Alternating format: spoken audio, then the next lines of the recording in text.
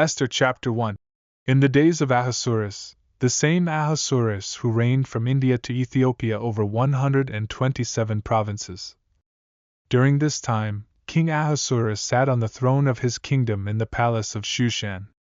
In the 3rd year of his reign, he hosted a grand feast for all his princes and servants, including the officials of Persia and Media, as well as the nobles and governors from the various provinces who were in attendance. This feast showcased the wealth and splendor of his magnificent kingdom and his majestic glory, lasting for a total of 180 days. Once these festivities concluded, the king organized a 7-day feast for all the people present at the palace in Shushan, from the greatest to the least. This banquet took place in the courtyard of the king's garden. The decor featured hangings of white, green, and blue, secured with fine linen and purple cords to silver rings and marble pillars. The couches were made of gold and silver, resting on a floor adorned with red, blue, white, and black marble. They served drinks in vessels of gold, each unique in its design, and provided an abundance of royal wine, all in accordance with the king's generosity. The king issued a decree that allowed each person to drink as they pleased, in accordance with the law, without any compulsion. This was a directive given to all the officials of his palace. Meanwhile, Queen Vashti also hosted a feast for the women in the royal palace of King Ahasuerus.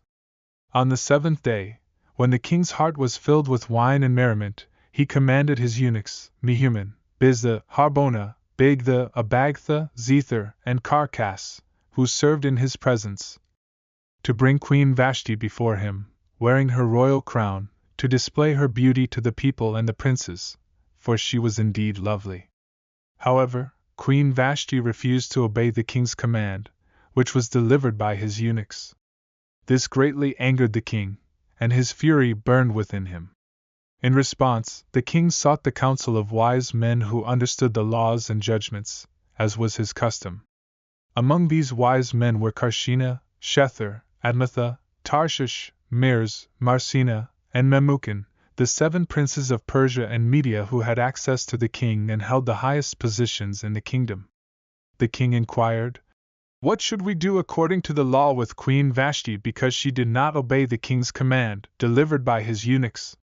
Memucan, one of the wise men, answered before the king and the princes, saying, "Queen Vashti has not only wronged the king but also all the princes and all the people in the provinces of King Ahasuerus. For this matter will be known to all women, causing them to despise their husbands when they hear that King Ahasuerus commanded Queen Vashti to be brought before him, but she refused. Likewise, the wives of Persia and Media will respond to their husbands in the same manner today because they have heard about the actions of Queen Vashti. There will be widespread contempt and anger. If it pleases the king, let a royal decree be issued, written in the laws of the Persians and Medes, which cannot be altered, stating that Queen Vashti shall never again come before King Ahasuerus, and the king should grant her royal position to another who is more worthy. When the king's decree is published throughout his vast empire, for it is indeed extensive, all wives, regardless of their status, will honor their husbands." The proposal found favor with both the king and the princes. King Ahasuerus acted upon Memucan's advice and sent letters to all the provinces in the kingdom, addressing each people in their own language. The letters decreed that every man should be the master in his own house, and they were sent out in various languages throughout the kingdom. Esther chapter 2. After these events, when King Ahasuerus' anger had subsided, he remembered what Vashti had done and the decree that had been issued against her.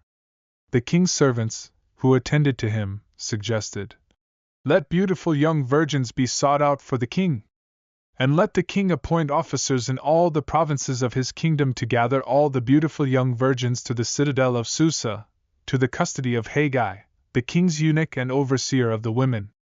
Let them be given their beauty treatments. Then the young woman who pleases the king shall become queen in place of Vashti." This proposal pleased the king, and he acted accordingly. In Susa, there was a certain Jew named Mordecai, the son of Jair, the son of Shimei, the son of Kish, a Benjamite. He had been carried away from Jerusalem with the captives who had been taken into exile with Jeconiah, the king of Judah, by Nebuchadnezzar, the king of Babylon. Mordecai had raised his cousin Hadassah, also known as Esther, as his own daughter, for she had neither father nor mother. This young woman was lovely and beautiful, and when her parents had died, Mordecai had taken her as his own daughter.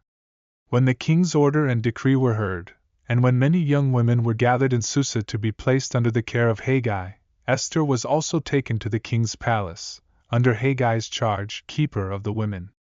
Esther pleased him, and she received his favor.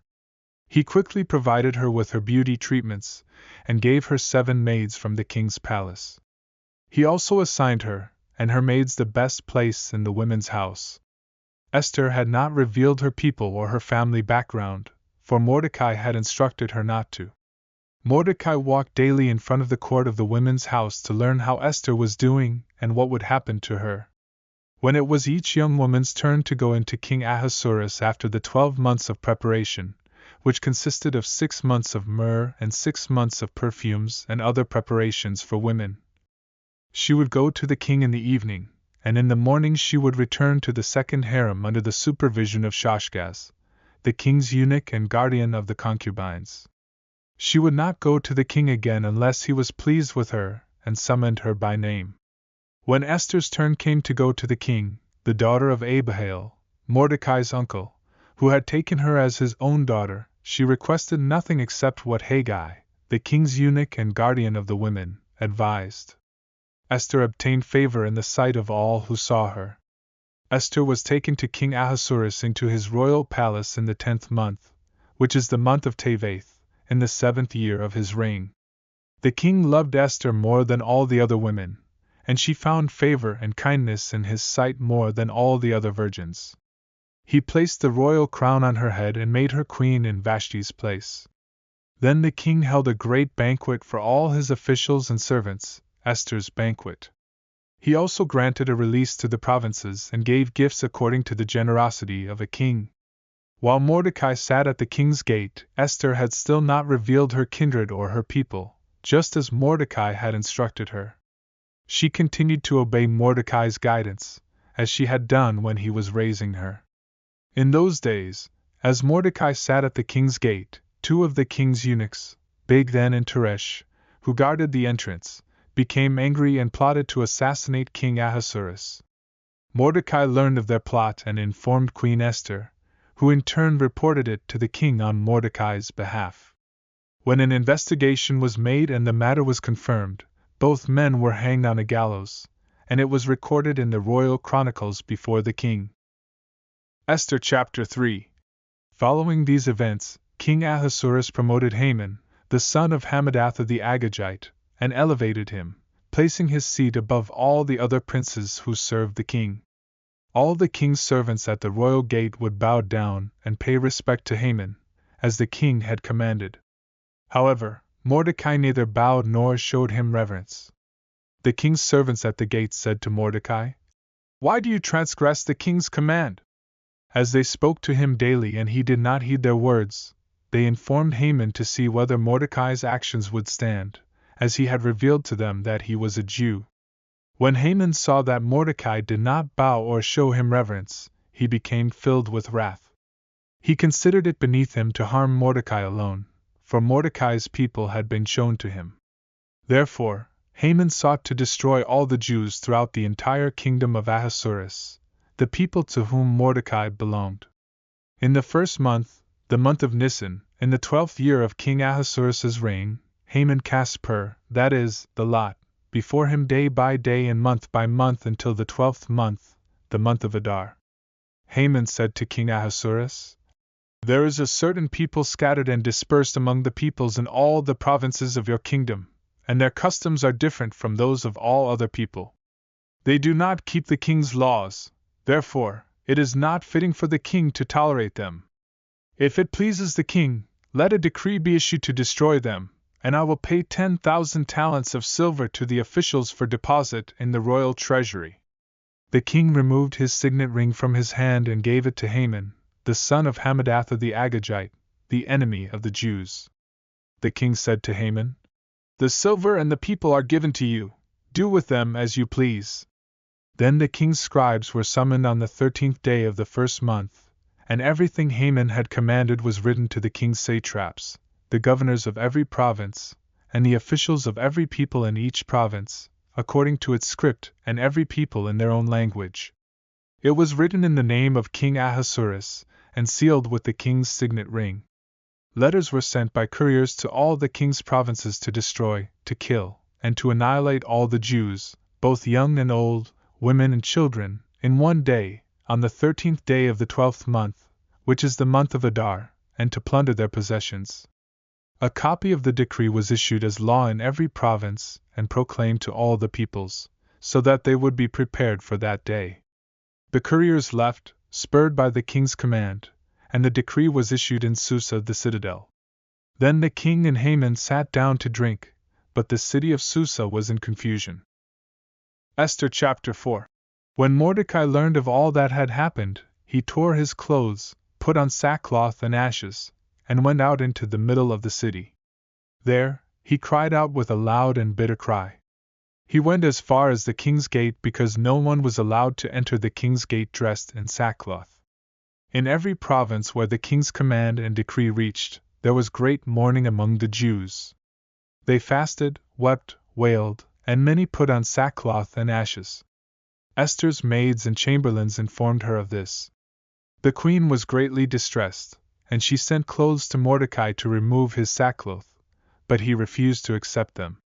Esther then called for Hattak, one of the king's chamberlains assigned to her, and gave him a message for Mordecai to find out what was happening and why. Hattak went to Mordecai in the city square in front of the king's gate. Mordecai told him about all that had occurred, including the sum of money that Haman had promised to pay into the royal treasury for the destruction of the Jews. He also gave Hattak a copy of the written decree issued in Susa for their destruction, instructing him to show it to Esther, explain it to her, and charge her to go before the king to plead for her people. Hattak returned to Esther and relayed Mordecai's words. Esther sent a message back to Mordecai. Mordecai's response to Esther was as follows. Do not think that because you are in the king's palace, you alone of all the Jews will escape. For if you remain silent at this time, relief and deliverance for the Jews will arise from another place, but you and your father's family will perish. And who knows but that you have come to your royal position for such a time as this? Esther instructed Mordecai. Go, gather all the Jews who are in Susa and fast for me. Do not eat or drink for 3 days, night or day. I and my attendants will fast as you do. When this is done, I will go to the king, even though it is against the law. And if I perish, I perish. Mordecai then went and carried out all that Esther had commanded him to do. Esther chapter 5. On the 3rd day, Esther donned her royal attire and stood in the inner court of the king's palace, facing the king's throne room.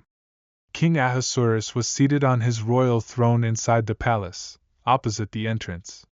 When the king saw Queen Esther standing in the courtyard, she found favor in his eyes, and he extended the golden scepter in his hand toward her. Esther approached and touched the tip of the scepter. The king inquired, What do you desire, Queen Esther? What is your request? Even up to half the kingdom, it will be granted to you. Esther replied, If it pleases the king, may the king and Haman come today to a banquet I have prepared for him. The king then ordered, Hurry, summon Haman so that he may do as Esther has requested. So the king and Haman went to the banquet that Esther had prepared. At the wine banquet, the king asked Esther, What is your petition? It shall be granted to you. What is your request? Even up to half the kingdom, it shall be fulfilled. Esther answered, saying, My petition and request are this. If I have found favor in the king's sight, and if it pleases the king to grant my petition and fulfill my request, may the king and Haman join me tomorrow at another banquet that I will prepare for them. Then I will answer the king's question. Delighted, Haman left the banquet that day with a joyful heart. But when he saw Mordecai at the king's gate, unmoved and refusing to show him respect, Haman was filled with anger against Mordecai. Despite his anger, Haman restrained himself and went home. There, he summoned his friends and his wife, Xerxes. Haman proudly recounted his wealth, the size of his family, and all the ways the king had honored and promoted him, elevating him above the king's princes and servants. Furthermore, Haman boasted, "Even Queen Esther invited no one but me to accompany the king to the banquet she prepared, and tomorrow I am invited again with the king." However, Haman added in frustration, "Yet all of this means nothing to me as long as I see Mordecai the Jew sitting at the king's gate." In response, Xerxes and his friends advised him, "Build a gallows 50 cubits high, and tomorrow ask the king to have Mordecai hanged on it. Then go to the banquet with the king in high spirits." Haman found this suggestion pleasing, so he ordered the gallows to be constructed. Esther chapter 6. On that particular night, King Ahasuerus found himself unable to sleep. He ordered the book of records of the Chronicles to be brought and read to him. As the records were read, it was discovered that Mordecai had previously reported a plot by two of the king's chamberlains, Bigthana and Teresh, who had conspired to harm King Ahasuerus. The king inquired, "What honor and recognition has been bestowed upon Mordecai for this act?" His attendants replied, "Nothing has been done for him." King Ahasuerus then asked, "Who is in the court?" At that moment, Haman had arrived in the outer court of the king's palace, intending to speak with the king about hanging Mordecai on the gallows he had prepared. The king's servants informed him, "Haman is waiting in the court." The king instructed, "Let him come in." Haman entered, and the king inquired, "What should be done for the man whom the king desires to honor?" Haman, thinking the king meant to honor him, replied in his heart, "Whom would the king desire to honor more than me?" So Haman responded to the king, saying, "For the man whom the king desires to honor, let the royal clothing be brought, which the king wears, and the horse on which the king rides, along with the royal crown placed on his head.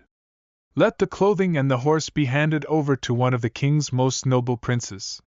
Then let them clothe the man whom the king desires to honor, place him on the horse, and lead him through the city streets, proclaiming, 'Thus shall it be done for the man whom the king desires to honor.'" The king then instructed Haman, "Hurry, take the clothing and the horse as you have suggested, and do this for Mordecai the Jew, who sits at the king's gate. Do not leave out anything you have mentioned." Haman took the royal clothing and the horse, dressed Mordecai, and paraded him through the city streets on horseback, with an official proclamation declaring, "This is what is done for the man whom the king desires to honor."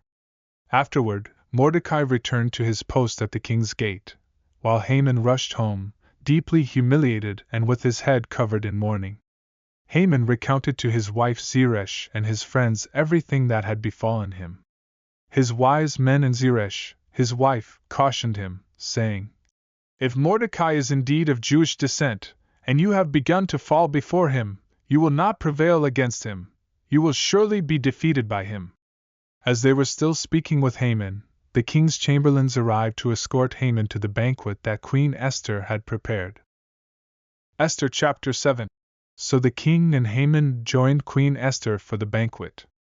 On the second day of the wine banquet, King Ahasuerus once again asked Esther, "What is your request, Queen Esther?" "It shall be granted to you. And what is your wish?" "It shall be fulfilled, even to half the kingdom." Queen Esther replied, "If I have found favor in your sight, O king, and if it pleases you, spare my life, and the lives of my people. For we have been sold, I and my people, to be annihilated, killed, and destroyed. If we had only been sold as slaves and maidservants, I would have kept silent, as the enemy's harm would not have justified troubling the king." King Ahasuerus then asked Queen Esther, "Who is he, and where is he, who would dare to do such a thing?" Esther answered, "The adversary and enemy is this wicked Haman." At this, Haman became terrified before the king and queen. In his anger, King Ahasuerus left the wine banquet and went into the palace garden.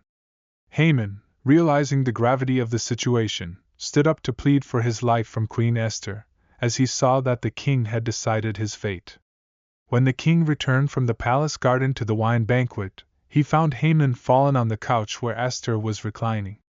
The king exclaimed, "Will he even assault the queen in my presence, in my own palace?" As the words left the king's mouth, they covered Haman's face. One of the chamberlains, Harbona, spoke up before the king, saying, "Look, there is a gallows 50 cubits high that Haman had prepared for Mordecai, who spoke well of the king, standing at Haman's house." The king ordered, "Hang him on it." So Haman was hanged on the gallows that he had prepared for Mordecai. Then the king's anger subsided. Esther chapter 8. On that day, King Ahasuerus granted Queen Esther the house of Haman, the enemy of the Jews. Mordecai came before the king, as Esther had informed him. The king removed his signet ring, which he had taken from Haman, and gave it to Mordecai. Esther then appointed Mordecai over Haman's house. Esther once again spoke before the king, falling at his feet and pleading with tears to revoke the evil plan devised by Haman the Agagite against the Jews. The king extended the golden scepter toward Esther, and she stood before him, saying, "If it pleases the king, if I have found favor in his sight, and if the matter seems right to the king, and I am pleasing in his eyes, let it be written to reverse the letters that Haman, the son of Hammedatha the Agagite, wrote to destroy the Jews in all the king's provinces." Esther continued, "For how can I bear to see the evil that will come upon my people? Or how can I endure to witness the destruction of my kindred?" King Ahasuerus responded to Queen Esther and Mordecai the Jew, "I have given Esther the house of Haman, and they have hanged him on the gallows because he sought to harm the Jews. You may also write for the Jews in the king's name and seal it with the king's ring, for a document written in the king's name and sealed with the king's ring cannot be revoked." So, on the 23rd day of the 3rd month, known as Sivan, the king's scribes were summoned, and Mordecai's instructions were written to the Jews, the officials, the governors, and rulers of the 127 provinces from India to Ethiopia. Each province received the decree in its own script and language, including the Jews in their own script and language. Mordecai wrote in King Ahasuerus' name, sealed the decree with the king's ring, and sent it by messengers on horseback, riding on royal horses, mules, camels, and young dromedaries. This decree allowed the Jews in every city to gather and defend themselves, destroying any force or province that would attack them, including women and children, and to take their possessions as plunder. This was to occur on a single day in all of King Ahasuerus' provinces, the 13th day of the 12th month, Adar. The decree was made public in every province, giving the Jews the opportunity to stand up against their enemies. Messengers, urged by the king's command, swiftly delivered the decree from the royal palace in Shushan. Mordecai left the king's presence in royal attire, wearing blue and white with a great crown of gold and a garment of fine linen and purple. The city of Shushan rejoiced and was filled with gladness. Throughout every province and city, wherever the king's decree was proclaimed, the Jews celebrated with joy and gladness. They had a feast and a day of great rejoicing, and many people from the surrounding lands became Jews, for fear of the Jews had fallen upon them. Esther chapter 9.